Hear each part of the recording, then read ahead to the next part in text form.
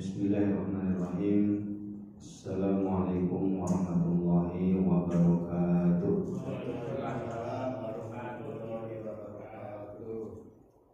Innal hamdalillah nahmaduhu wa nasta'inuhu wa nastaghfiruh wa na'udzu billahi min shururi anfusina wa min sayyiati a'malina may yahdihillahu fala mudilla lahu wa may yudlil fala hadiya lahu. Asyhadu an la ilaha illallah wahdahu la syarika lah wa asyhadu anna Muhammadan abduhu wa rasuluhu la nabiyya ba'da. Allahumma shalli wa sallim wa barik ala hadzal nabiyil karim wa ala alihi wa ashabihi wa man tabi'ahu bi ihsanin ila yaumiddin, amma ba'du. Ikhwatal iman kaum muslimin, jamaah kajian rutin Masjid An-Naba yang insyaallah dimuliakan Allah Subhanahu wa taala. Alhamdulillah, di kesempatan malam hari ini kembali kita dapat bersua di majelis ilmu, majelis kajian hadis, majelis Rasulullah sallallahu alaihi wasallam, karena yang kita bahas adalah sabda-sabda beliau. Mudah-mudahan Allah senantiasa melimpahkan keberkahan kepada kita semua melalui majelis ilmu ini. Baik jemaah sekalian yang dimuliakan Allah Subhanahu wa taala, di kesempatan malam hari ini kita akan melanjutkan kajian hadis kitab Bulughul Maram pada Kitabul Jami'. Insyaallah kita akan melanjutkan hadis yang berikutnya atau bab selanjutnya, ya, karena kita sudah menyelesaikan babul birri wasillah, bab tentang kebaikan dan silaturahim itu sudah kita selesaikan. Terakhir kemarin hadis man ista'adzakum billahi fa'idhuhu wa man sa'alakum billahi fa'atuhu wa man ata ilaikum ma'rufan fakafi'uhu wa in lam tajidu fad'u lahu. Itu hadis yang terakhir dalam babul birri wasilah. Man ista'adzakum billahi fa'idhuhu, barang siapa yang meminta perlindungan kepada kalian dengan nama Allah, maka lindungilah dia, berikan perlindungan. Wa man sa'alakum billahi fa'atuhu, dan barang siapa yang meminta kepada kalian dengan nama Allah, maka berilah dia. Wa man ata ilaikum ma'rufan fakafi'uhu, dan barang siapa yang datang kepada kalian dengan membawa suatu kebaikan, maka balaslah dia dengan balasan yang setimpal. Fa in lam tajidu fad'u lahu, dan jika kalian tidak mendapatkan apa yang bisa diberikan yang setimpal, fad'u lahu, maka doakanlah untuknya. Di mana di antara doa yang diajarkan itu adalah jazakumullahu khairan katsiran atau jazakumullahu khairan jaza. Semoga Allah memberikan balasan kepada kalian dengan balasan yang terbaik, dengan balasan yang lebih baik. Itu di antara doanya. Nah, sekarang kita masuk pada bab berikutnya. Jadi sudah masuk bab yang ketiga ini dalam Kitabul Jami'. Bab yang pertama adalah babul adab, bab tentang adab, ya, hadis-hadisnya berkaitan dengan adab. Lalu yang kedua adalah babul birri wasilah, bab tentang kebaikan, albir dan silaturahim. Dan sekarang bab yang ketiga, babuz zuhdi wal wara, ya, bab tentang zuhud dan waro. Zuhud dan waro. Apa makna zuhud ya, dan makna waro? Ya. Waro pakai ain ya. Waroun pakai ain, bukan waro pakai hamzah.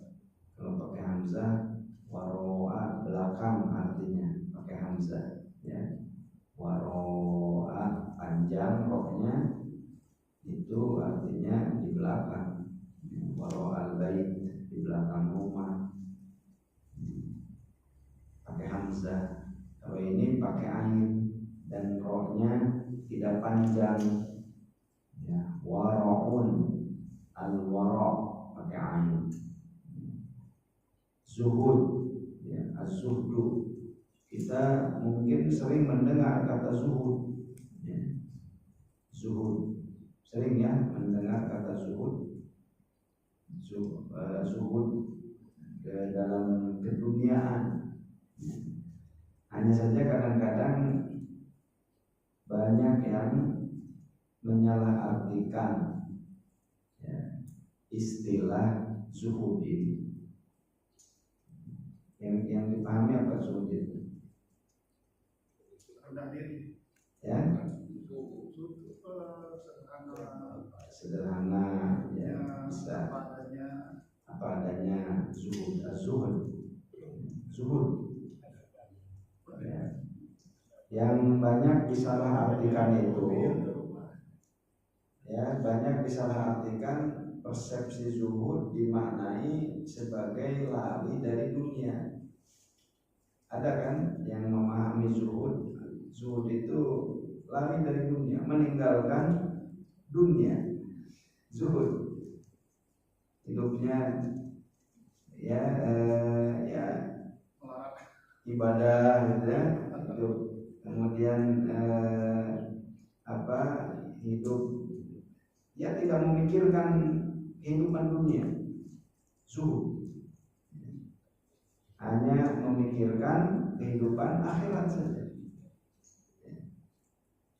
Tentu persepsi yang seperti itu zuhud dipahami sebagai lari dari dunia ya, dalam artian tidak menghiraukan ya, kehidupan dunia, tarkud dunia, meninggalkan dunia. Tentu makna yang seperti itu ya makna yang kurang tepat ya. Jadi zuhud itu dipahami sebagai ya, ada yang mendefinisikan itu tarkul fadl minad dunia, yang ditinggalkan itu apa yang berlebih dari kehidupan dunia. Tarkul fadl, meninggalkan yang berlebih dari dunia ya. Bukan lari dari dunia, nggak mau memikirkan dunia ya. Hanya sibuk dengan urusan akhirat. Tidak seperti itu. Zuhud itu. Nabi itu orang yang paling zuhud. Nabi orang yang paling zuhud. Abu Bakar itu orang yang zuhud ya. Utsman, Abu Bakar. Kalau kita tanya Utsman itu, Abu Bakar itu miskin, gak punya harta, atau banyak hartanya? Abu Bakar banyak hartanya. Abu Bakar. Nabi itu miskin, gak punya harta. Nabi Nabi itu bukan orang miskin. Nabi itu ketika menikah dengan Khadijah ya, umur 25 tahun beliau sukses memanage, mengelola dagangannya Khadijah. Khadijah itu owner kan, dia yang punya barangnya, owner.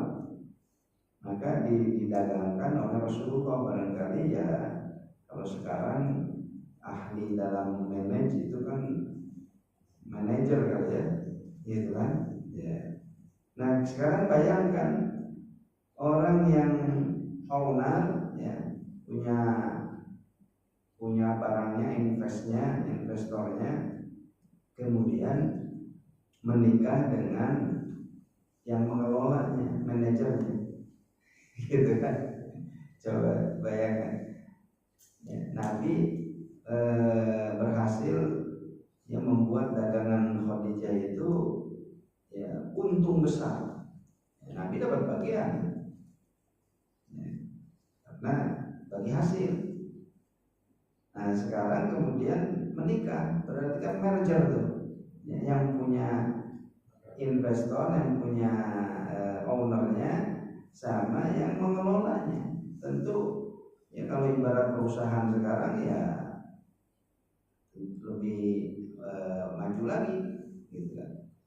Sehingga ada yang mengatakan ya kalau dalam buku-buku yang membahas tentang Nabi, entrepreneurship Rasulullah SAW, sampai ada yang mengatakan Nabi itu umur 35 tahun itu sudah sampai pada posisi kalau sekarang itu disebut orang bebas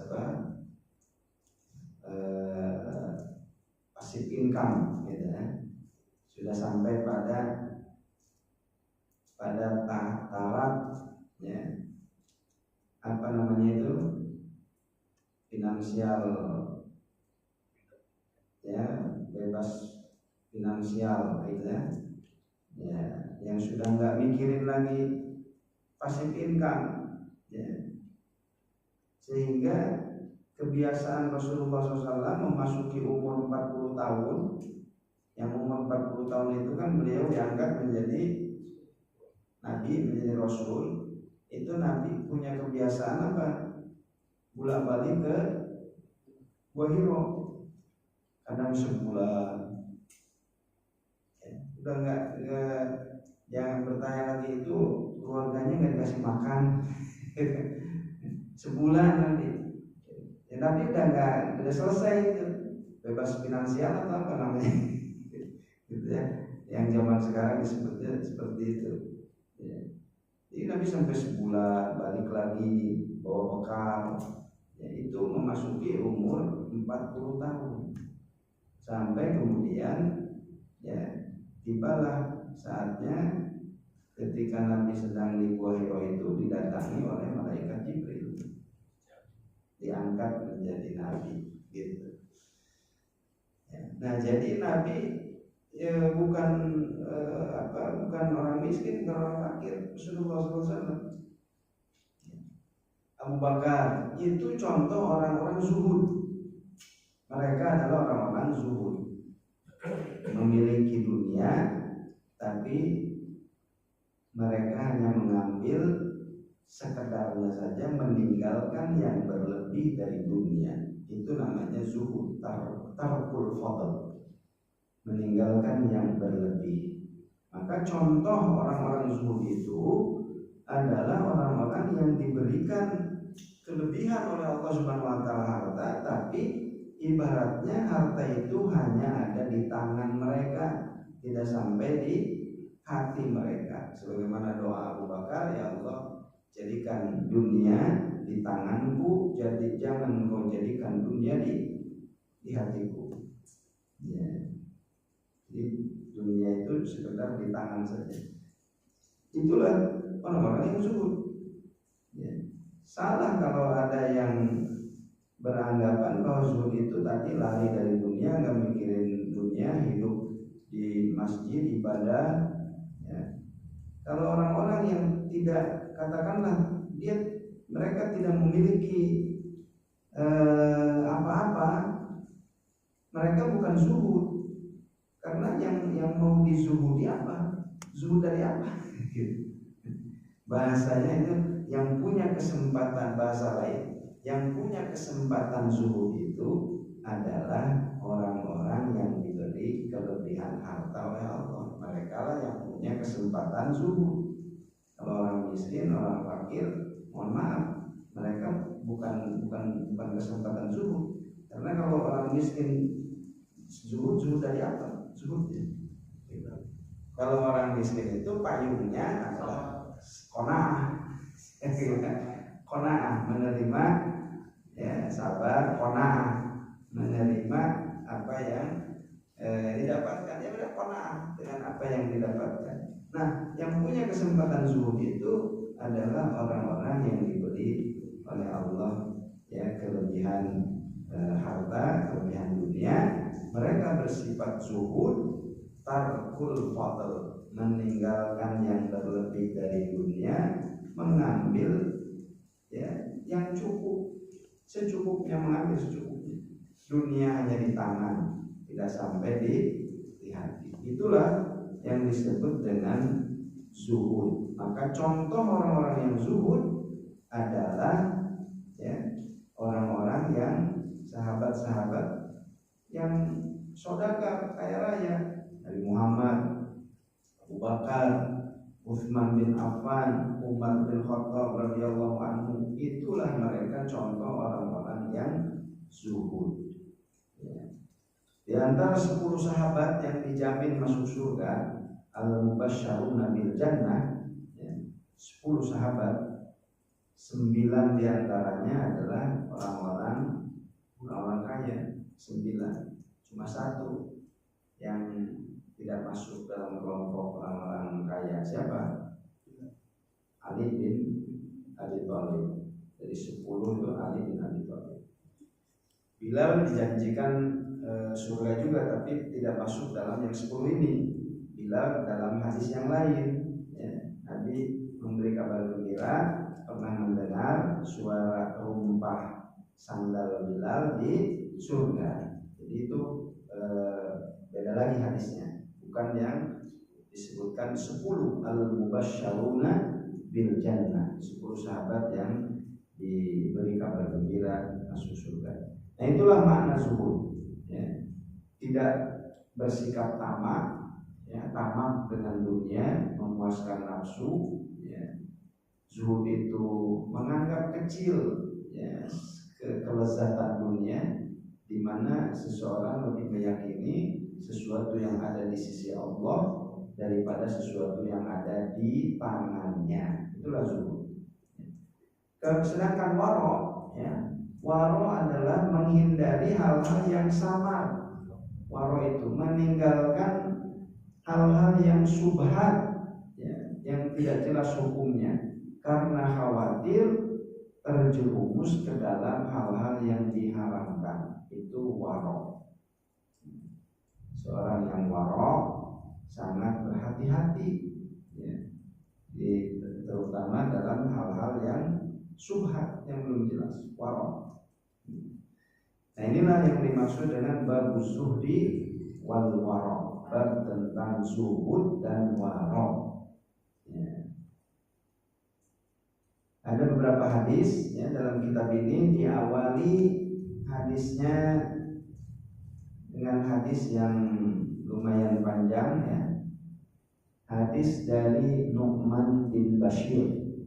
Saya bacakan dulu hadisnya. An Nu'man bin Bashir radhiyallahu anhu qala sami'tu Rasulullah sallallahu alaihi wasallam yaqulu wa ahwa Nu'manu bi isba'aihi ila udunaihi innal halala bayyinun wa innal harama bayyinun wa bainahuma mushtabihatun la ya'lamuhunna katsirun minan nas faman ittaqa syubuhati faqad istabra'a li dinihi wa irdihi wa man waqa'a fi syubuhati waqa'a fil haram karra'i yar'a hawla al-hima yushiku an yaqa'a fihi ala wa inna likulli malikin hima ala wa inna himallahi maharimuhu ala wa inna fil jasadi mudghatan idza salahat salahal jasadu kulluhu wa idza fasadat fasadal jasadu kulluhu ala wa hiyal qalbu, muttafaqun alaih. Dari Nu'man bin Bashir, semoga Allah meridhoi kepadanya, Nu'man berkata, sami'tu Rasulullah, aku mendengar Rasulullah sallallahu alaihi wasallam yaqulu, bersabda,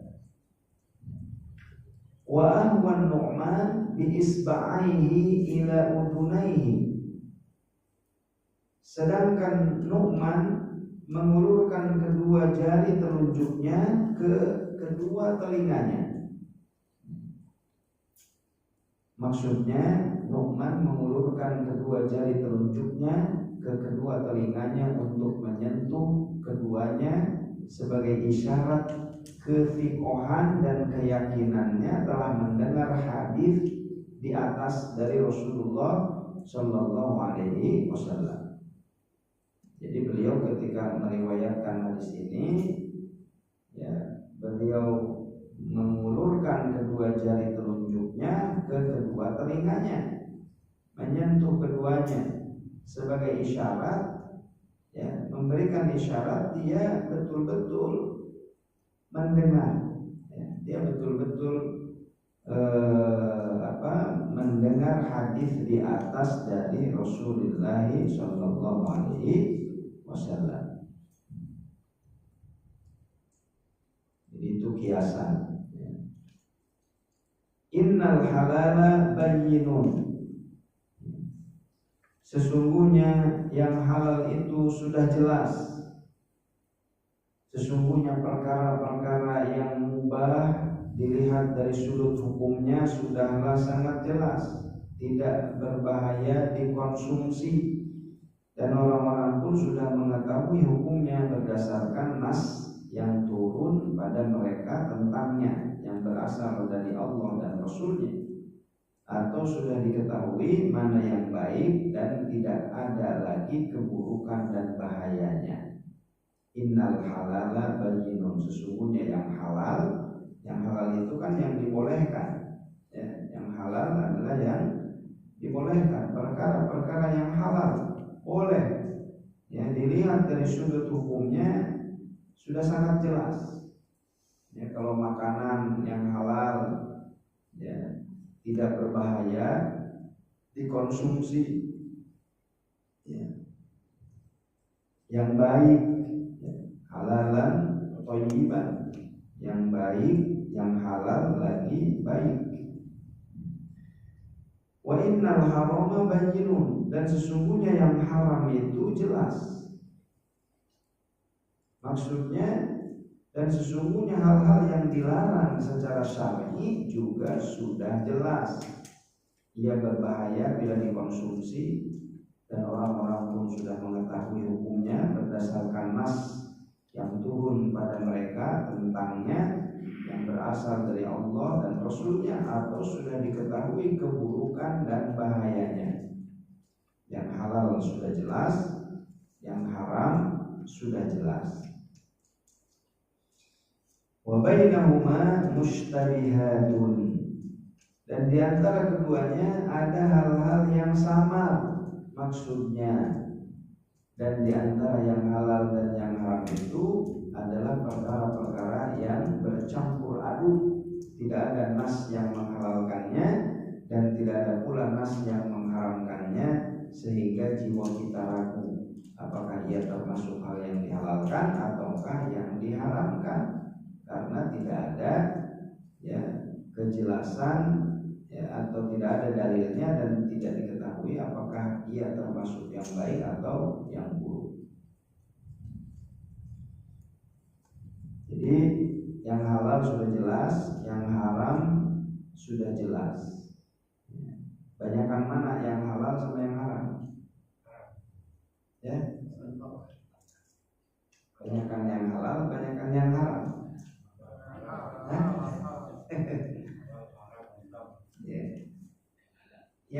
Yang dijelaskan oleh Allah itu kan yang haram. Yang halal ada dijelaskan ya. Yang dijelaskan oleh Allah, yang ada keterangannya itu kan yang haram. Berarti selain yang haram halal. Ya. Kenapa? Kalau di Al-Quran, hurrimat alaikumul maitatu waddamu walahmul khinzir wa ma uhilla bihi li ghairillah. Telah diharamkan kepada kalian ya al-maitatu bangkai, waddamu darah, walahmul khinzir ya daging khinzir, daging babi ya, wa ma uhilla bihi li ghairillah, dan sembelihan yang tidak disembelih karena Allah atas nama Allah. Di Al-Quran yang disebutkan yang haram itu 4 saja yang disebutkan, walaupun 4 ini cabangnya banyak gitu ya, yang banyak cabangnya yang banyak. Jadi maksudnya dari ayat ini sebetulnya ketika Allah Subhanahu wa taala menyebutkan ini yang diharamkan, artinya bahwa selain ini halal. Jadi yang diharamkan itu sebetulnya sedikit yang diharamkan, walaupun tadi ya akhirnya menjadi banyak, itu kan cabangnya jadi banyak ya. Kita sekarang makanan karena takut ya ada minyak babinya, akhirnya diperlukan sertifikat halal ya, akhirnya diperlukan sertifikat halal ya. Jadi yang dikasih itu yang ini halal ya. Seakan-akan makanan itu aslinya haram, seakan-akan gitu ya, iya kan ya. Kalau diberi sertifikat ada halalnya, seakan-akan tadinya banyaknya yang haram, banyaknya haram, makanya kemudian muncul halal. Padahal yang benar itu makanan semuanya halal. Jadi yang banyak itu yang halal. Lalu Allah menyampaikan ini yang haram itu sedikit. Syariat itu tidak menyulitkan, syariat itu memudahkan. Tapi ya itu tadi karena ulah manusia, ini kan akibat ulah manusia, ingin untung dagangnya kan ya macam-macam ya, menggunakan yang haram ya, yang sudah diharamkan oleh Allah Subhanahu wa taala, punya punya ternak ya, mati daripada dibuang, sayang, akhirnya jual dagingnya, diolah itu kan yang haram, bangkai ya, karena takut rugi dan lain sebagainya ya. Jadi ulah manusia, akhirnya yang terjadi ya seperti ini yang terjadi ya, seakan-akan yang halal itu sulit, semua diberi halal, seakan-akan tadinya haram, kalau tidak ada itu berarti haram ya, padahal seharusnya ya untuk kalau mengerti ya tidak perlu ada itu. Baik ya, dan di antara keduanya wabainahum musytabihat, yaitu hal-hal yang syubhat. La ya'lamuhunna katsirun minan nas, tidak diketahui oleh kebanyakan manusia yang syubhat ini. Tidak tahu, tidak banyak orang yang mengetahui. La ya'lamuhunna katsirun minan nas, hukum perkara-perkara yang samar ini tidak diketahui oleh kebanyakan orang, yaitu mereka yang tidak mempunyai kemampuan mengambil kesimpulan dari Al-Quran dan As-Sunnah. Ia hanya diketahui oleh sedikit orang saja, yaitu ya para ulama yang mempunyai kemampuan menyimpulkan hukum yang tidak dinaskan di dalam Al-Quran dan As-Sunnah berdasarkan firman Allah Subhanahu wa taala, walau radduhu ila rasuli wa ila ulil amri minhum la'alimahu alladziina yastanbitunahu minhum. Dan kalau sekiranya mereka menyerahkannya kepada Rasul dan kepada ulil amri dari mereka, niscaya orang-orang yang ingin mengetahui kebenarannya akan dapat mengetahuinya dari mereka para Rasul dan ulil amri tersebut, yaitu orang-orang yang yastanbitunahu minhum, mengambil istimbat dari apa yang sudah dijelaskan oleh Rasulullah SAW. Dan terkadang tampak samar bagi seseorang yang alim untuk menggolongkan sesuatu kepada yang haram atau yang halal, maka yang merupakan sikap waro. Jadi sikap waro itu yaitu ekstra hati-hati adalah meninggalkannya, seperti sebiji kurma yang ditemukan oleh Rasulullah SAW di jalanan, lalu beliau bersabda, laula anni akhafu annaha minas shadaqah la akaltuha.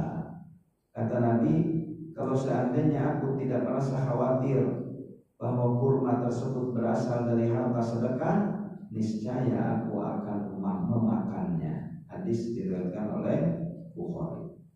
Jadi Rasulullah SAW membiarkan sebiji kurma tidak memakannya itu karena waro. Rasulullah SAW khawatir, takut kalau kurma tersebut dari sedekah, karena Nabi mengharamkan dirinya memakan sedekah. Nabi mengharamkan dirinya. Hal ini berbeda dengan orang yang tidak diharamkan baginya untuk memakan harta yang berasal dari sedekah. Orang yang boleh mengambil harta sedekah itu kalau dia menemukan sebiji kurma di jalan lalu dia memakannya, maka hal itu tidak apa-apa baginya.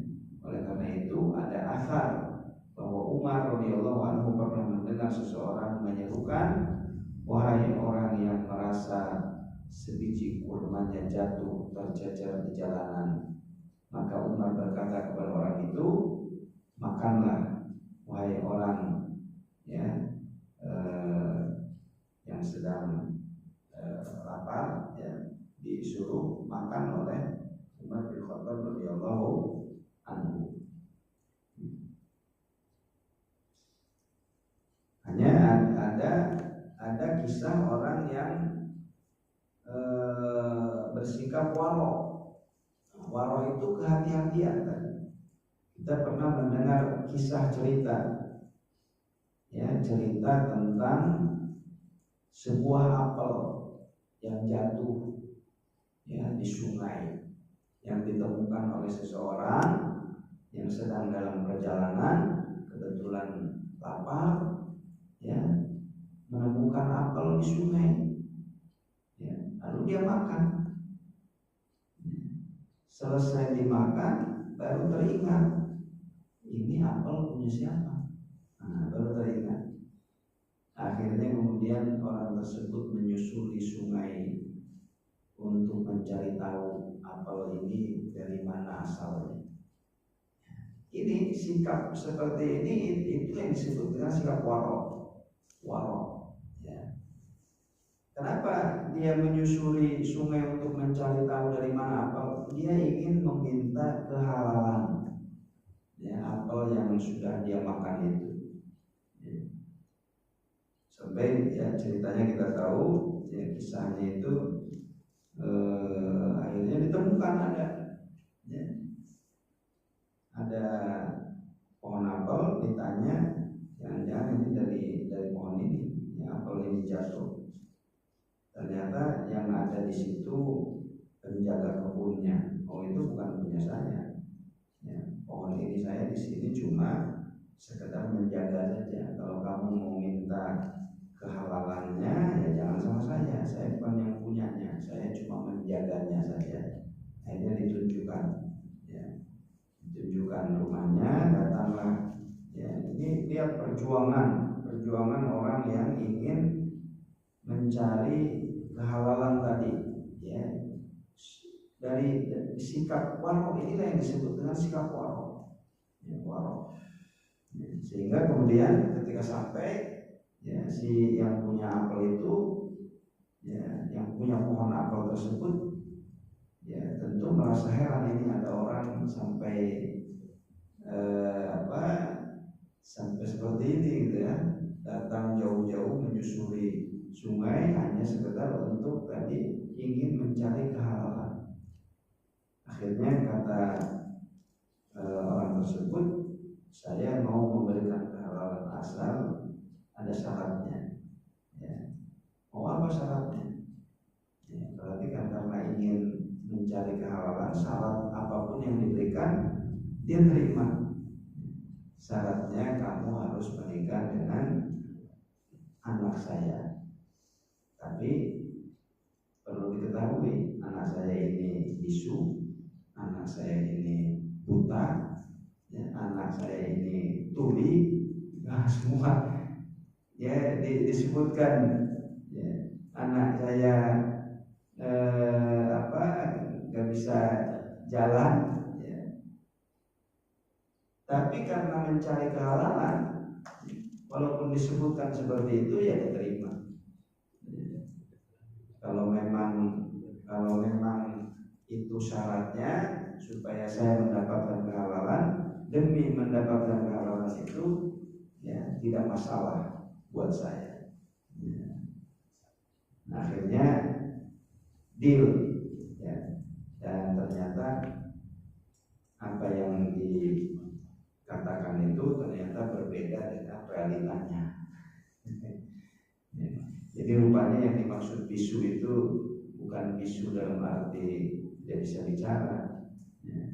Tapi maksudnya katanya anaknya ini bisu dari mengucapkan hal-hal yang buruk. Tuli telinganya dijaga dari mendengar hal-hal yang tidak baik.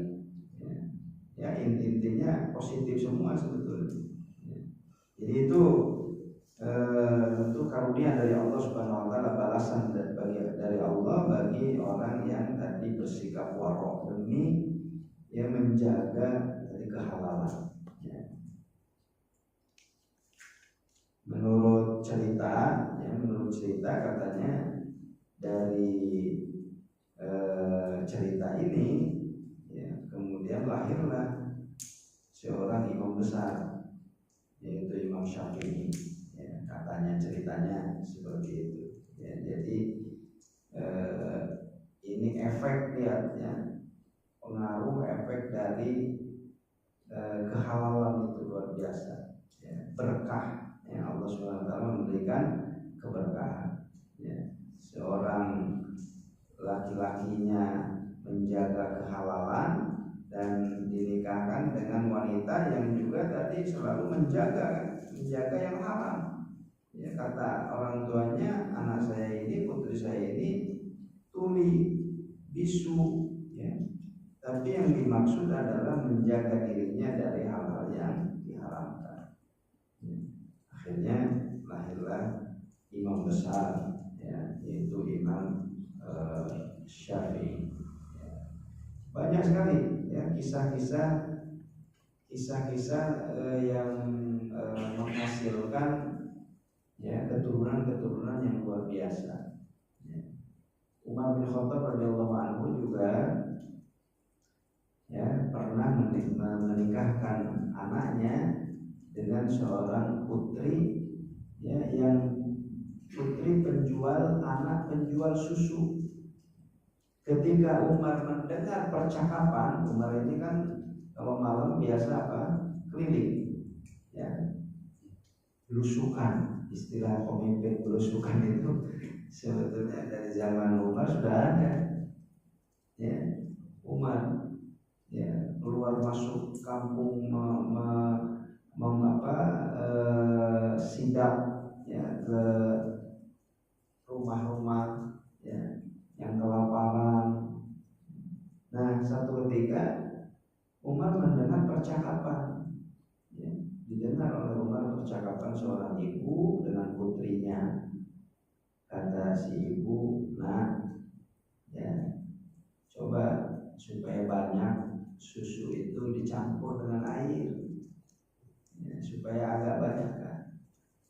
Kata anaknya, ya, kan dilarang sama khalifah, nggak boleh mencampur susu dengan air.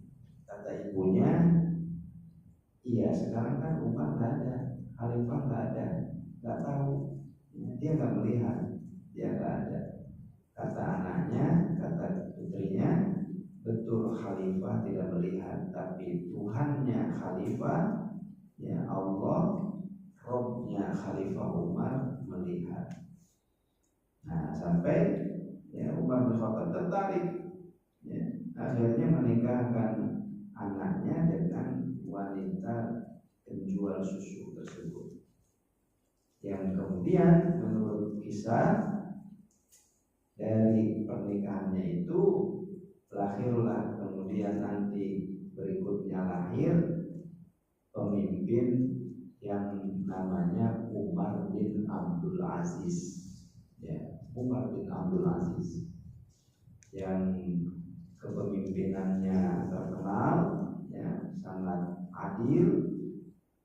Ketika itu hampir sulit ditemukan mustahik zakat. Bayangkan ya, mustahik zakat sulit ditemukan karena semuanya menjadi muzaki semuanya, ya. Sehingga Umar bin Abdul Aziz ini ada yang memasukkannya khalifah yang kelima, gitu ya. Khalifah Rasyidin itu ada 4. Nah ini Umar bin Abdul Aziz dimasukkan khalifah yang kelima, ya, saking apa? Ya saking kepemimpinannya yang sangat terkenal di dalam sejarah kepemimpinan umat Islam. Baik ya, kita lanjutkan. Faman ittaqa syubuhati faqad istabra'a li dinihi wa irdihi. Barang siapa yang menghindarkan diri dari hal-hal yang samar, dari hal-hal yang syubhat, maksudnya barang siapa yang menghindarkan diri dari segala sesuatu yang tidak jelas bahwa ia itu halal dan ia menjauhinya, maka kata Nabi, sungguh dia telah mencari keterbebasan agama dan kehormatannya. Maksudnya selamat dari kekurangan. Dia telah berupaya bebas dari celaan secara syar'i dan urf, ya. Maka agamanya pun menjadi bersih dan ilmunya menjadi selamat. Al-irq itu maksudnya kehormatannya pun selamat, yaitu kehormatan dan kemuliaannya yang dia jaga dari celaan dan cacian. Siapa saja yang menjauh hal-hal yang syubhat, maka berarti dia telah menjaga agamanya dan melindungi kehormatannya dari celaan manusia. Waman waqa'a fi syubhat, dan barang siapa yang terjatuh ke dalam hal-hal yang samar, maksudnya barang siapa yang melakukan hal-hal yang syubhat dan menganggapnya boleh, waqa'a fil haram, maka dia telah terjatuh ke dalam yang diharamkan. Maksudnya pembolehan hal yang syubhat itu bisa menyeretnya untuk melakukan hal-hal yang diharamkan tanpa ada kesamaran padanya di dalam keharamannya. Bahkan ia mengetahui bahwa hal tersebut haram, tidak ada kesamaran lagi mengenai keharamannya. Maka kemudian Rasulullah SAW menggambarkan, ya, karro'i yar'a haulal hima yushiku an yaqa'a fi, seperti penggembala ternak yang menggembala di sekitar batas larangannya, hampir saja dia terjatuh ke dalamnya.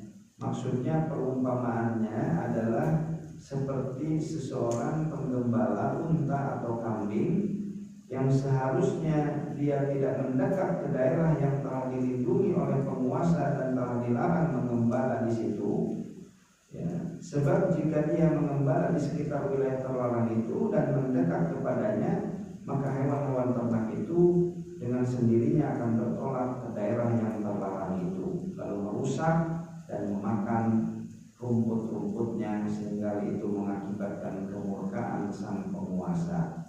Maka berhati-hati dan waspadalah untuk tidak mendekati batas wilayah terlarang, sehingga hewan gembalaannya tidak berkeliaran di dalamnya dan ternak-ternaknya tidak memasukinya dan tidak mengundang kemurkaan sang penguasa yang daerah lindungannya telah dirusak. Jadi gambarannya seperti itu. Orang yang tidak memperhatikan hal-hal yang syubhat, seperti pengembala yang mengembalakan kambingnya, untanya, binatang ternaknya di area area larangan, di perbatasan sekali. Dikhawatirkan kambing itu masuk ke area yang terlarang. Yushaku atau yushiku an yaqa'a fihi. Kalau sudah masuk ke sana, merusak tanaman yang ada di sana, memakan rumput-rumput yang ada di sana. Dulu masih ingat ya, dulu di belakang, di sekitar Adiaksa itu belakangnya banyak sawah.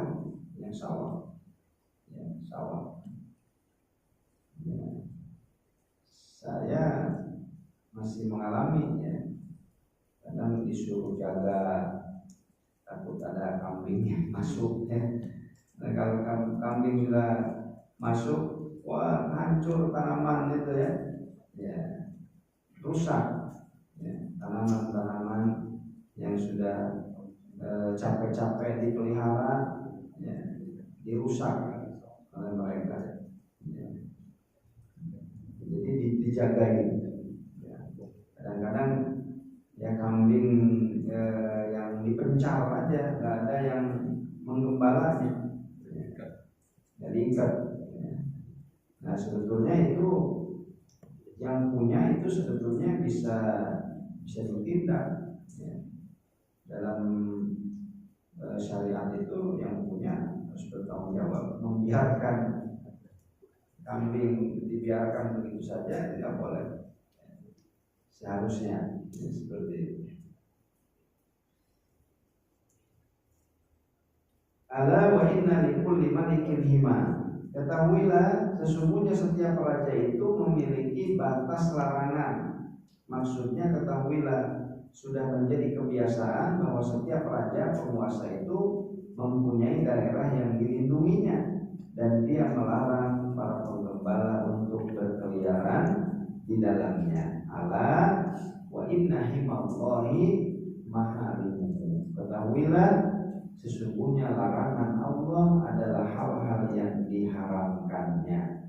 Maksudnya ketahuilah sesungguhnya Allah sang penguasa langit dan bumi telah menetapkan daerah lindung, dan sesungguhnya yang dilindungi oleh Allah adalah hal-hal yang diharamkannya, yang Dia larang hamba-hambanya untuk melanggarnya demi kemaslahatan kehidupan mereka di dunia dan di akhirat.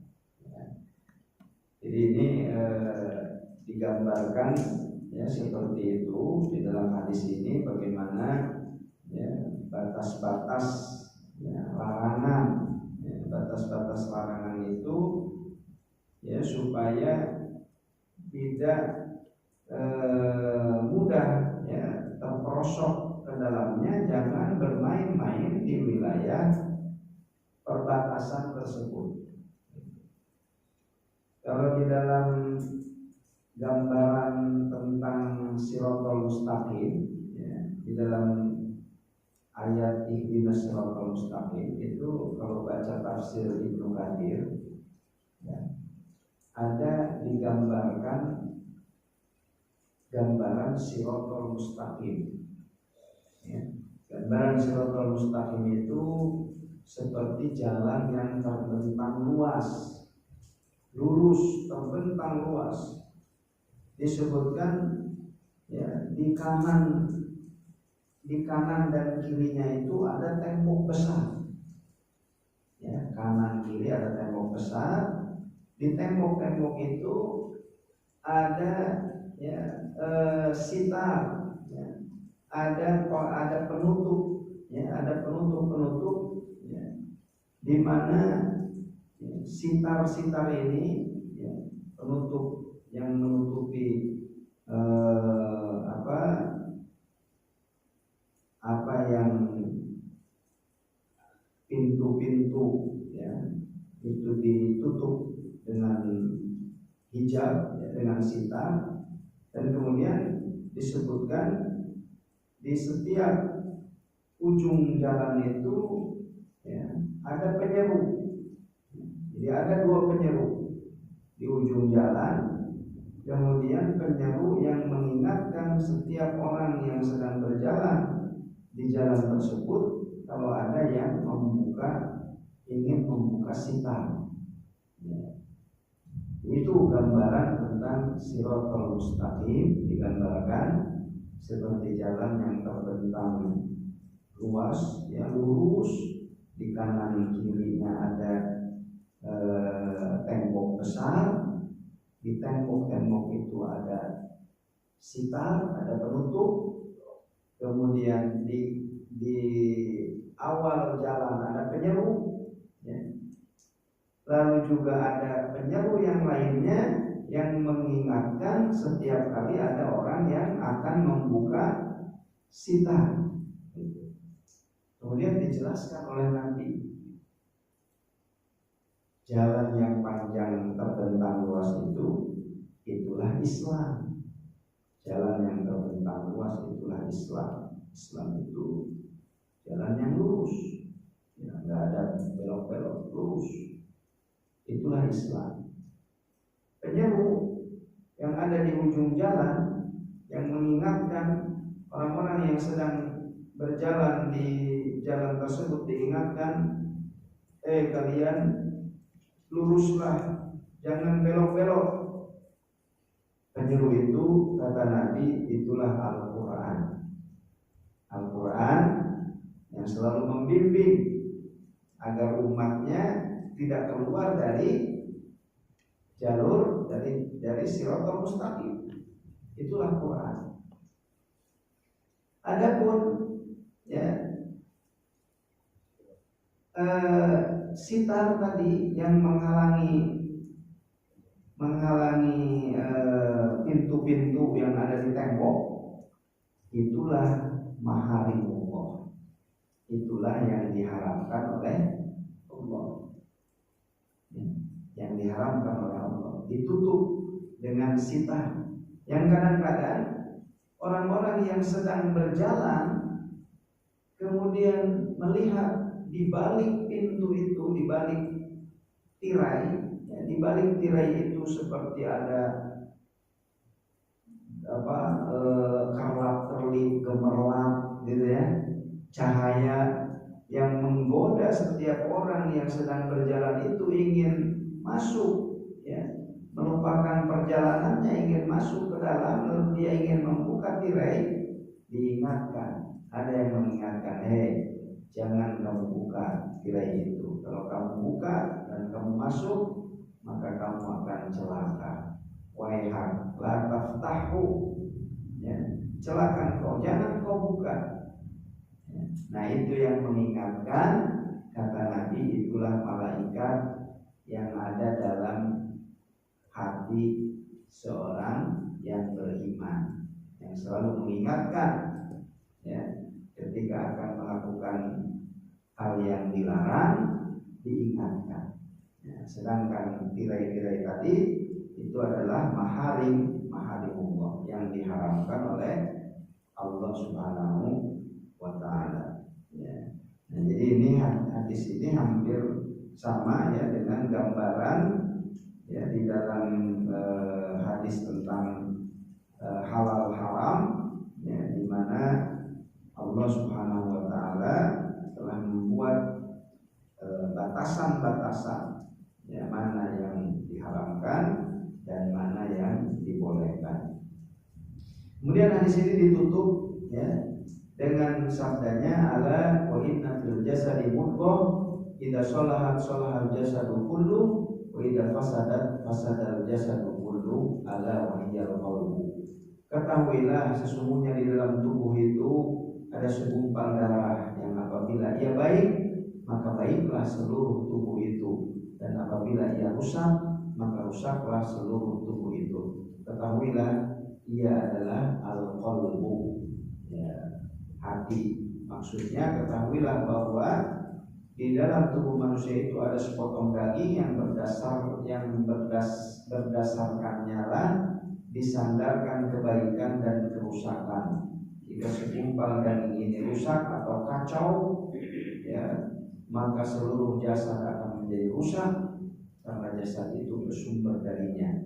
Dan jika segumpal daging itu sehat karena keselamatan, aturan-aturan dan kekokohan kondisinya, maka seluruh tubuh menjadi baik. Ketahuilah segumpal daging itu adalah al-qalbu, hati. Ya, qalbu. Kalau dalam bahasa dunia kesehatan, qalbu bisa juga disebut diartikan jantung. Ya, al-qalbu. Ya. Jantung kan kalau sudah rusak, sudah ini sumber dalam kesehatan. Dalam kesehatan itu adalah jantung. Ya. Sedangkan dipahami juga al-qalbu maksudnya qalb, hati yang menjadi penggerak dari seluruh aktivitas manusia. Hati, qalbu, ya, rajanya, ya. Karena ia merupakan tempat berbagai ide, ya, dan merupakan sandaran pokok manusia di dalam perubahannya. Ya. Jadi semuanya itu bergantung dari hati. Ya. Imam Al-Ghazali menulis sebuah buku judulnya Keajaiban Hati. Ya. Bagaimana al-qalbu itu sesuatu yang ya rahasia Allah Subhanahu wa taala. Kita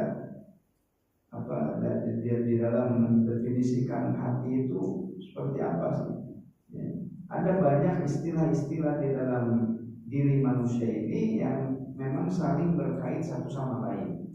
Ada namanya nafas, ya, jiwa, ada namanya qalbu, ada namanya ruh, ya, ar-ruh, ya, kemudian al-aqal. Nah, ini semua sebetulnya istilah-istilah yang saling beririsan satu sama lain. Ruh, nafas, ya, kemudian qalb, nah, itu saling berkait satu sama lain. Ya, semuanya istilah-istilah yang tentu memiliki istilah yang tersendiri. Ya. Ruh, ya, bahwa kehidupan manusia itu dipengaruhi oleh ruh. Tapi apa ruh itu? Yas'alunaka 'anil ruh qul ruhu min amri rabbi. Ya, mereka bertanya tentang ruh. Kata Allah, ruh itu urusan Allah. Ya, kita diberi ilmu sedikit sekali diberi ilmu tentang ruh. Kemudian nafas, jiwa. Ini kan jiwa juga sama. Ya. Qalb sama, qalbun juga. Ya, qalbun. Ya, kalau qalbun dalam arti sesuatu yang ada bentuknya, itu jantung. Ya, qalbun. Ya. Ada fisiknya, ya, dan berkaitan dengan kesehatan, ya, kesehatan fisik. Ya. Jadi bukan qalbun liver gitu ya, itu beda lagi. Ya, itu tidak sama. Jadi yang dimaksud jantung di sini bukanlah sepotong daging dengan bentuknya yang unik yang ada di dalam rongga dada sebab segumpal daging yang satu ini ada pada semua hewan yang jinak maupun yang buas. Akan tetapi yang dimaksud adalah sesuatu yang diletakkan Allah pada segumpal daging itu berupa taufik hingga menjadi siap menerima berbagai pengetahuan dan ilmu, mengenal kebaikan dan keburukan. Jika ia baik, maka ia dapat melihat, dan jika ia rusak, maka ia akan buta, sebagaimana firman Allah Subhanahu wa taala, fa innaha la ta'mal absar walakin ta'mal qulubul lati fis sudur. Sesungguhnya bukan pandangan mata yang buta, akan tetapi jantung yang ada atau hati yang ada dalam dada itulah yang buta. Nah, jemaah sekalian yang dimuliakan Allah Subhanahu wa taala, jadi hadis ini berkaitan dengan halal haram, yang tentunya halal haram itu lebih ditujukan kepada makanan, makanan dimakan masuk ke dalam tubuh, yang ternyata ini akan sangat mempengaruhi hidup dan matinya hati. Kolbun, yang kolbun ini kata Nabi kalau baik semuanya baik, kalau rusak maka semuanya akan rusak. Jadi rupanya urusan makanan ini bukan urusan remeh-temeh, bukan urusan sederhana. Di dalam Al-Quran perintah kedua, di dalam Al-Quran perintah kedua yang ada dalam Al-Quran itu perintah makan yang halal dan thayyib. Perintah pertama adalah perintah ibadah. Nanti cek di surat Al-Baqarah, bisa dicek surat Al-Baqarah. Perintah pertama yang ada dalam Al-Quran itu perintah beribadah. Ya ayyuhan nasu ubudu rabbakumul ladzi khalaqakum walladzina min qablikum la'allakum tattaqun. Itu perintah pertama. Perintah kedua adalah perintah makan. Kulu washrabu. Di dalam surat Al-Baqarah, makanlah makanan yang halal dan janganlah kalian mengikuti langkah-langkah syaitan. Sesungguhnya syaitan itu musuh yang nyata bagimu. Ya ayyuhan nasu kulu mimma fil ardi halalan thayyiban wala tattabi'u khutuwatis syaitan. Itu perintah yang kedua yang ada di dalam Al-Quran. Perintah makan makanan yang halal dan baik, dan jangan mengikuti langkah-langkah syaitan.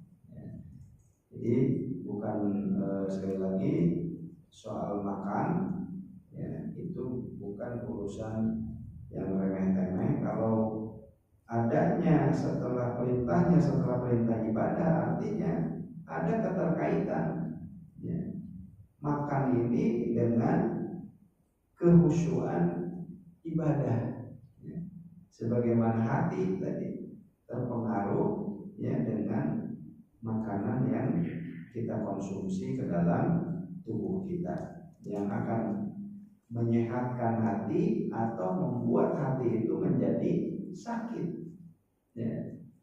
Kalau hati yang sehat tentu akan menghasilkan anggota tubuh yang lainnya juga sehat. Kalau sakit, kalau rusak, anggota tubuh semuanya menjadi rusak. Gitu. Baik, kesimpulannya dari hadis ini beberapa faedah yang dapat kita petik, yang dapat kita ambil. Himbauan untuk mengkonsumsi yang halal dan baik. Yang kedua, peringatan keras dari mengkonsumsi yang haram dan kotor, khabith, halal dan thayyib, haram dan khabith. Kebalikan lawan dari halal adalah haram, lawan dari thayyib adalah khabith. Gitu. Khamar itu khabaith, ya, sesuatu yang kotor, menjijikan. Khamar, ya. Innamal khamru wal maisiru wal ansabu wal azlamu rijsun min amali syaitan fajtanibu. Yang ketiga, barang siapa yang menginginkan keselamatan dirinya, maka hendaknya dia menghindarkan diri dari hal-hal yang syubhat, ya. Dan yang terakhir, pengaruh makanan terhadap jiwa dan perilaku. Jadi makanan itu berpengaruh kepada jiwa dan perilaku. Baik, demikian barangkali ya yang dapat disampaikan dalam kesempatan malam hari ini. Satu hadis ya, dalam bab yang baru, yaitu bab zuhdi wal wara', ya. Insyaallah nanti kita lanjutkan dengan hadis-hadis yang berikutnya. Demikian barangkali ya, sudah 8:30 ya. Kita akhiri dengan membaca hamdalah alhamdulillahirabbil alamin. Subhanallahumma bihamdik asyhadu an la ilaha illa anta astaghfiruka wa atubu ilaik. Subhana rabbika rabbil izzati amma yasifun. Wassalamu ala mursalin walhamdulillahi rabbil alamin. Assalamualaikum warahmatullahi wabarakatuh. Waalaikumsalam warahmatullahi wabarakatuh.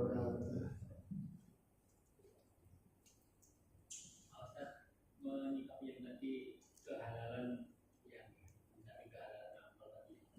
Kalau kita contohkan ini Pak, ada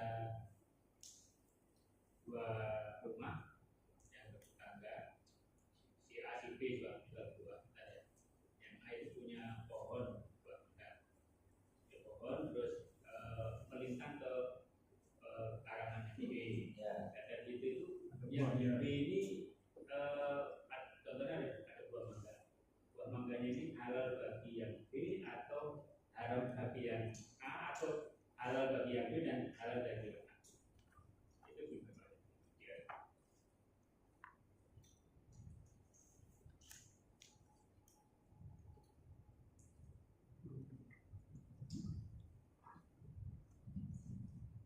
Ya, pohon ya, yang menjulur ke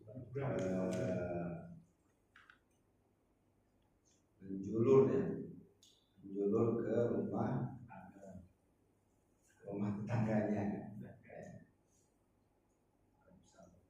Pohon yang menjulur ke rumah tetangga,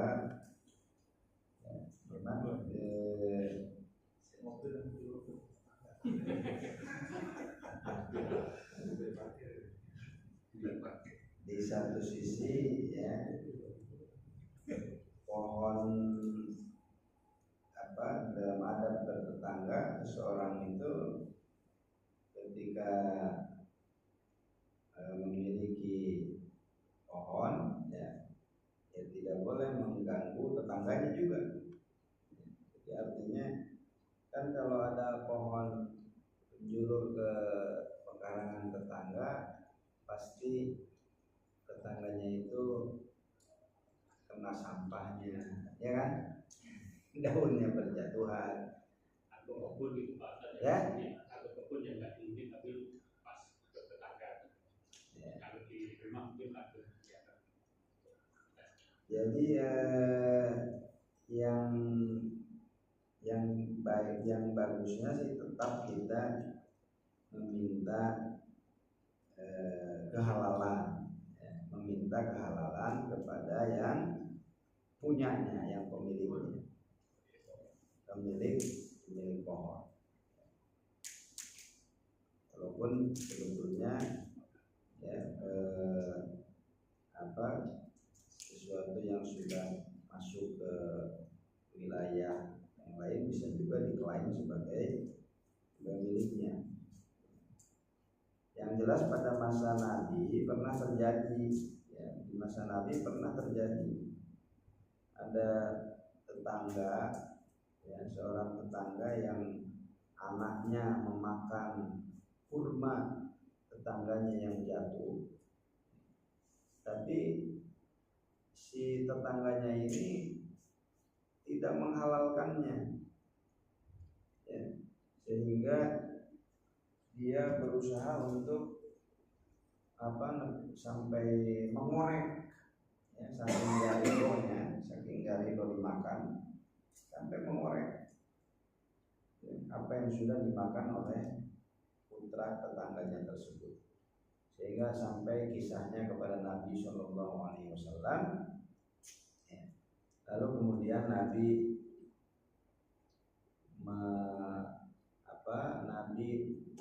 melelang pohon kurma tersebut. Siapa yang mau membeli, ya, pohon kurma si fulan, nanti akan diganti oleh Allah Subhanahu Wa Taala di surga. Ya, memotivasi Rasulullah SAW. Sehingga kemudian ada sahabat yang membeli, dan setelah dibeli kemudian diberikan kepada tetangganya itu tadi, ya, yang anaknya sampai dikorek, ya. Ini tapi kalau di situ si yang punyanya Yahudi, seorang yang punyanya seorang Yahudi, ya, yang punya kurma tersebut. Jadi secara ininya yang selamat kita tetap aja minta untuk lebih aslamnya, lebih selamat, kita tetap minta dihalalkan apa yang jatuh ke rumah kita. Ini kebangetan tetangga kalau sampai nggak ngasih. Atau sebaliknya, artinya ini udah secara berarti ini haknya sana. Gitu. Ya kalau sudah mengatakan seperti itu, ya berarti kan sudah dihalalkan. Ambil sikap. Kalau sudah ada pernyataan seperti itu, jadi berarti sudah dihalalkan.